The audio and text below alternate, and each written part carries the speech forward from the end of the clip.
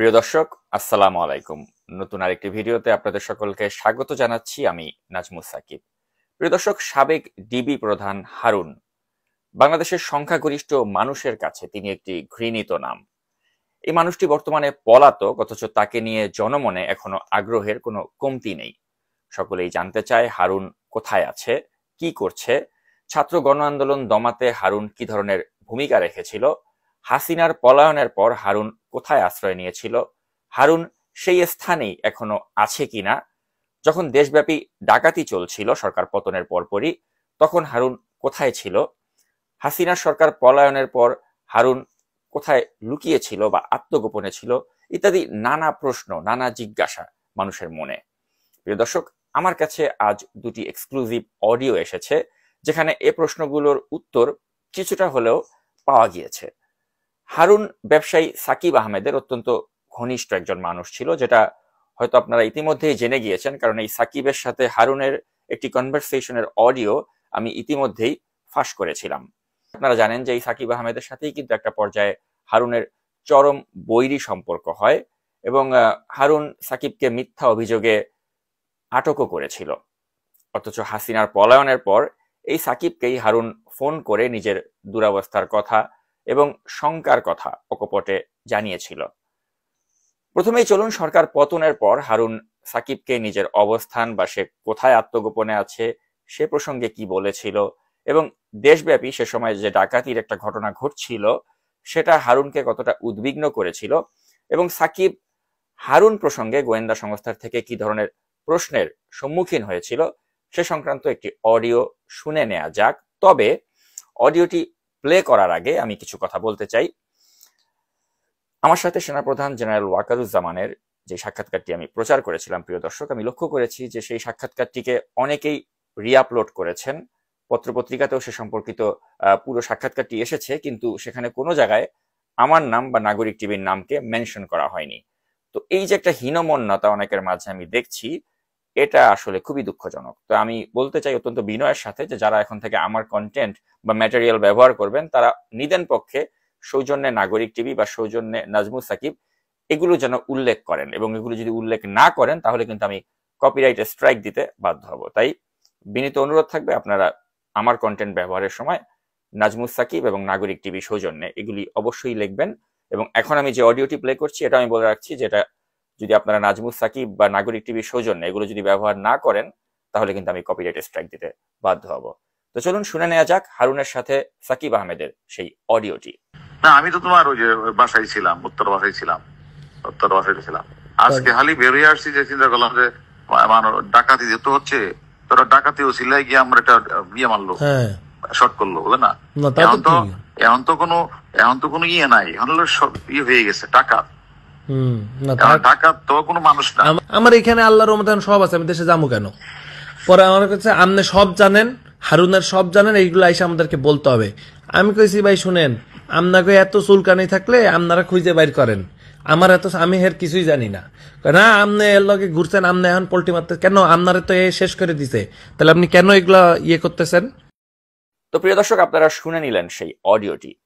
এ পর্যায়ে ব্যবসায়ী সাকিব আহমেদ কে, হারুনের সাথেই বা তার সম্পর্ক কি ছিল সে সম্পর্কে আমি মনে করি আপনাদেরকে কিছু তথ্য দেওয়া প্রয়োজন। তো এই সাকিব আহমেদ হারুন যখন তেজগাঁয়ের ডিসি ছিলেন সে সময় তার সাথে তিনি পরিচিত হন একটি অনাকাঙ্ক্ষিত ঘটনার মাধ্যমে। অনাকাঙ্ক্ষিত ঘটনাটি ছিল ভিপি নুরুল হক নূরকে কেন্দ্র করে, অর্থাৎ নূরের গাড়ির সাথে একটি অ্যাক্সিডেন্ট ঘটেছিল 2020 সালে। আমি নিশ্চিত আপনাদের হয়তো অনেকেরই এই ঘটনাটি মনে আছে। তো নূর ভেবেছিলেন যেটি পরিকল্পিতভাবেই তাকে গাড়ি চাপা দিয়ে একটি হত্যার প্রচেষ্টা ছিল, যদিও সাকিব আহমেদ দাবি করেন যে তার গাড়ি থেকে নূরের গাড়িতে যে ধাক্কাটি লেগেছিল এটি আসলে একটি অ্যাক্সিডেন্ট। তো এই যে ভিপি নুরুল হক নূর তিনি যে একটা অভিযোগ দিলেন যে তাকে একটি গাড়ি থেকে ভাবে ধাক্কা দেওয়া হয়েছিল হত্যা করার উদ্দেশ্যে, এই বিষয়টি নিয়েই তখন পরবর্তীতে ডিবি হারুনের কাছে যখন নূর অভিযোগ করলেন তখনই কিন্তু এই সাকিব আহমেদ একটি বিপদে পড়ে গেলেন, কারণ এখানে তার গাড়ি থেকে এটি করা হয়েছিল। তো সাকিব তখন ডিবি হারুনকে তিনি বুঝিয়েছিলেন যে ভাই এখানে আমার আসলে কোনো দায় নেই এবং এটি একটি অ্যাক্সিডেন্ট। তো তখনই ডিবি হারুন এই সুযোগটাকে কাজে লাগান এবং তিনি দেখতে পারেন যে ব্যবসায়ী হিসেবে সাকিব আহমেদ তার সাথে অনেকেরই জানাশোনা রয়েছে, যেহেতু তিনি একটি গাড়ির ব্যবসা করেন।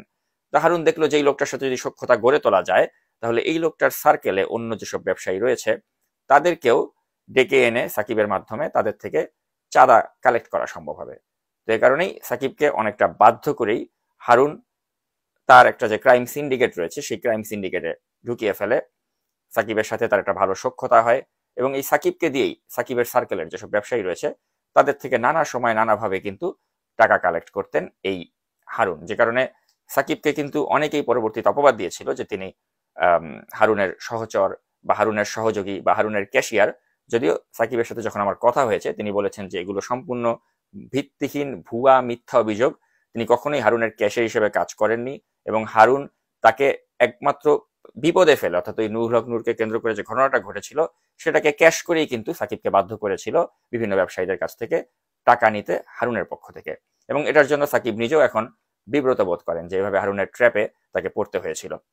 তো যাক, তো এই সাকিবের কাছেই পরবর্তীতে দেখা গেল যে হারুন তিনি কনফেস করলেন নানা কিছু, অর্থাৎ হাসিনা যখন পলায়ন করলো তিনি অনেক মানে ভিতরের কথা যেগুলো তিনি আসলে অন্য কারোর সাথে হয়তো শেয়ার করতেন না সেগুলোই কিন্তু এই সাকিবের কাছে তিনি শেয়ার করলেন এবং তিনি ক্ষোভ প্রকাশ করলেন যে আওয়ামী লীগ সরকার তাদের কারণেই তাকে এ ধরনের বিপদে পড়তে হয়েছে।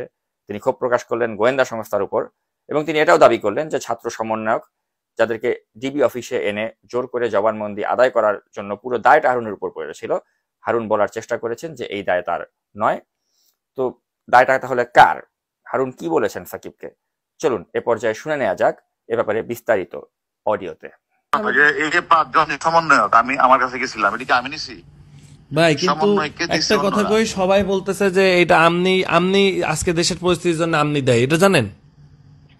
এই যে এই সমন্বয়ক গুলার রাত ধরলে নাকি এত গ্যাঞ্জাম হইতো না, এটা আওয়ামী লীগের লোকজন বলতো। সমন্বয়কে আমি এই কথাটা ক্লিয়ার করবো, এই সমন্বয়কে তো হারুন ধরে নাই, সমন্বয়কে ঊর্ধ্বতন কর্তৃপক্ষের নির্দেশে হারুনের কাছে হস্তান্তর করা হয়েছে। এটা তুমি লেখো এতে। এটা সমন্বয়কে যে আমনার জন্য এই দেশের অবস্থা দেয়। হ্যাঁ, আমি কি করলাম? ওই যে আমনার জন্য এই দেশে আজকে সমন্বয়কে এই যে আমি না ধরলে এগুলা করতো না তাই বলতেছে। আরে গাদা, এই সমন্বয়কে তো আমি ধরার সমন্বয়কে আমি ধরলাম, ধরার পরে কি এনে কমিশনার, আইজি, সচিব, প্রধানমন্ত্রী ছিল না? তা তো ছিল, সবাই তো জানতো না? জানতো তো অবশ্যই। তাহলে এই কথাটা আমাকে বলতেছো কেন?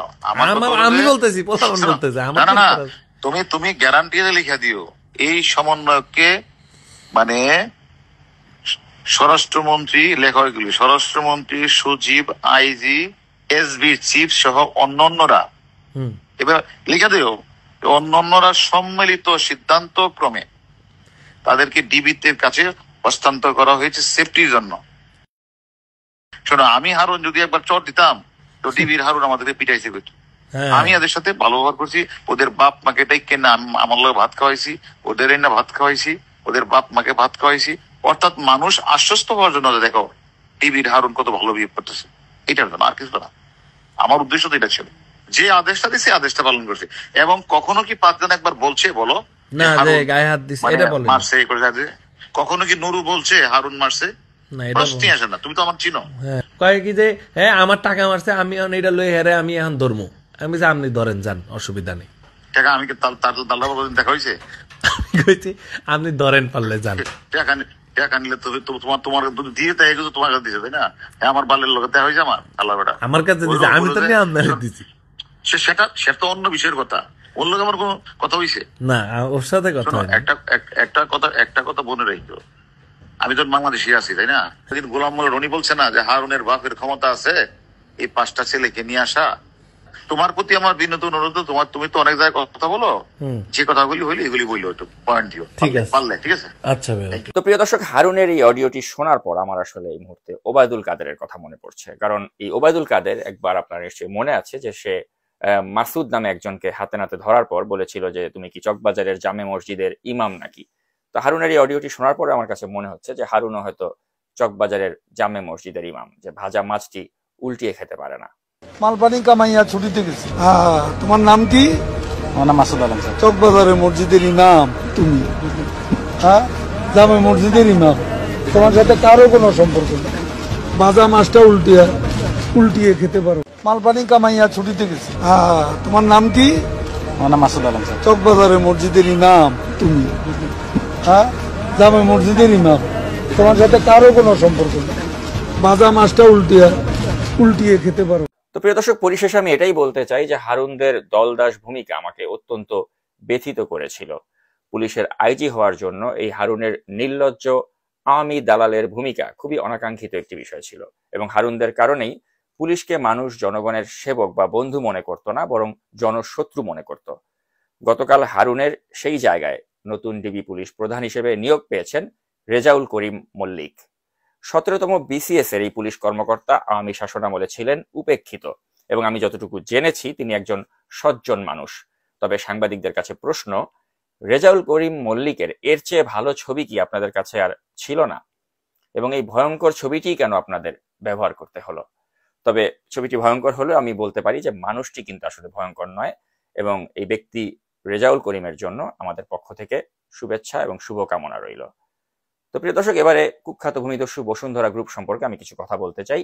ইতিমধ্যেই বসুন্ধরার মালিক শাহ আলমের বিরুদ্ধে গ্রেপ্তারি পরোয়ানা জারি হলেও তিনি বহাল তবিয়তে আছেন। তার ছেলে সায়েম সোবান আনভীর মুনিয়া হত্যা এবং ধর্ষণ মামলার দায়ে একবারও আটক বা জিজ্ঞাসাবাদের সম্মুখীন হননি। আর আওয়ামী লীগের পতনের পর বিএনপির অনেকেই ধান্দাবাজিতে নেমে পড়েছে।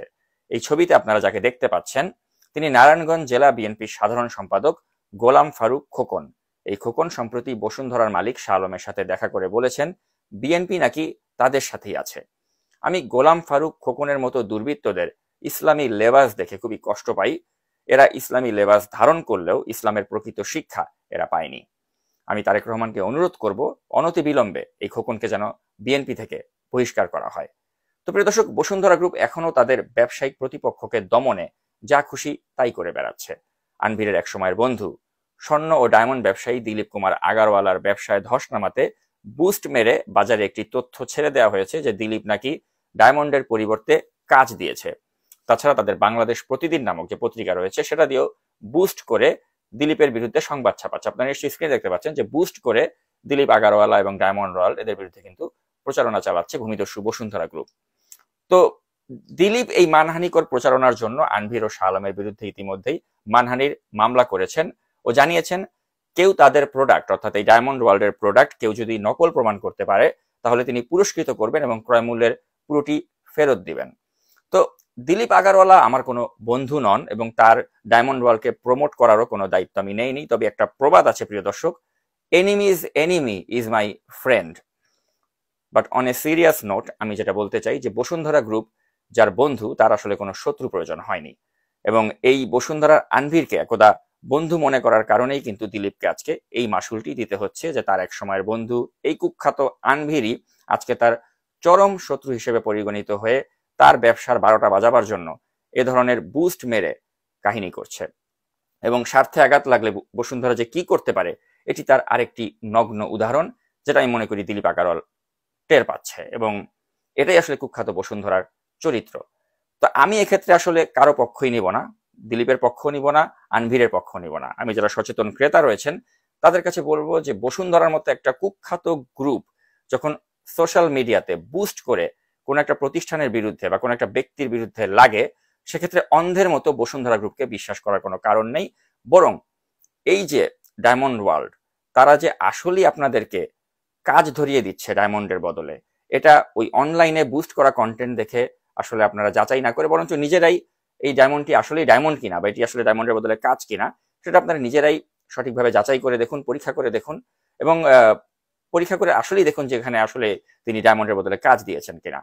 আর যদি না দিয়ে থাকেন তিনি, তাহলে আমি মনে করি এই যে একটা সামাজিক যোগাযোগ মাধ্যমকে ব্যবহার করে বুস্ট করে যেভাবে দিলীপের ব্যবসাটাকে একেবারে শেষ করে দেওয়ার একটা প্রচেষ্টা হচ্ছে সেটা অবশ্যই নিন্দনীয়। আবার আমি এটাও বলে রাখি, যদি সত্যিকার অর্থেই প্রমাণ হয় তদন্ত সাপেক্ষে যে দিলীপ কুমার আগারওয়ালা আসলেই তিনি ডায়মন্ডের পরিবর্তে কাজ দিয়েছেন, তাহলে সেক্ষেত্রে আমি দিলীপ আগারওয়ালার আমি শাস্তি দাবি করি। তবে আমি দিলীপ আগারওয়ালাকে অ্যাপ্রিসিয়েট করি যে তিনি চ্যালেঞ্জ ছুড়ে দিয়েছেন এবং তিনি বলেছেন যে ক্রয় মূল্যের পুরোটাই তিনি ফেরত দেবেন যদি কেউ প্রমাণ করতে পারে যে তিনি নকল প্রোডাক্ট বিক্রি করেছেন। তো এখন তাদের এই ব্যবসায়িক দ্বন্দ্ব আমি মনে করি যে আমরা যারা সাধারণ জনগণ রয়েছি তারা পপকর্ন হাতে নিয়ে উপভোগ করতে পারি, এবং আমরা দেখতে চাই যে এই লড়াইয়ে শেষমেশ কে জেতে বা কে হারে। তবে আমার প্রত্যাশা থাকবে, আমি ব্যক্তি নাজমুস সাকিব, আমার প্রত্যাশা থাকবে ভূমিদস্যু আনভীর নিপাত যাক, বসুন্ধরা গ্রুপ রাষ্ট্রত্বকরণ করা হোক, এবং এটাই আমার প্রত্যাশা। আর আমি যারা অন্তর্বর্তী সরকারের দায়িত্বে রয়েছেন তাদেরকে বলবো যে তারা যেন অনতিবিলম্বে এই যে শাহ আলমের বিরুদ্ধে যে গ্রেপ্তারি পরোয়ানা জারি হয়েছে এটা যেন তারা বাস্তবায়ন করে এবং কুখ্যাত ভূমিদস্যু বসুন্ধরা তাদের যে নানাবিধ কূটচাল আমরা দেখছি এর অবসান হওয়াটা অত্যন্ত জরুরি। আমাদের বাংলাদেশ নামক রাষ্ট্রটির অস্তিত্বের জন্য বসুন্ধরা গ্রুপের পতন জরুরি, এটাকে রাষ্ট্রায়ত্তকরণ করা জরুরি। কারণ এই গ্রুপ শাহ আলম এবং আনভিরের নেতৃত্বে যতদিন বাংলার মাটিতে আছে এদের কূটচাল, এদের দেশ বিরোধী কর্মকাণ্ড আমাদের দেশটাকে, দেশের নিরাপত্তাকে হুমকির মুখে ফেলবে। তাই মনে করি বারবার প্রতিটি ভিডিওতে আমি যে যথাযথ কর্তৃপক্ষের দৃষ্টি আকর্ষণ করে এই কথাগুলো বলছি, তারা হয়তো আমার কথাটিকে আমলে নেবেন এবং যেটা করার সেটিই করবেন। প্রিয় দর্শক, এই প্রত্যাশায় আজকের ভিডিও এখনকার মতো আমি শেষ করছি। এতক্ষণ সাথে থাকার জন্য অসংখ্য ধন্যবাদ। আল্লাহ হাফেজ।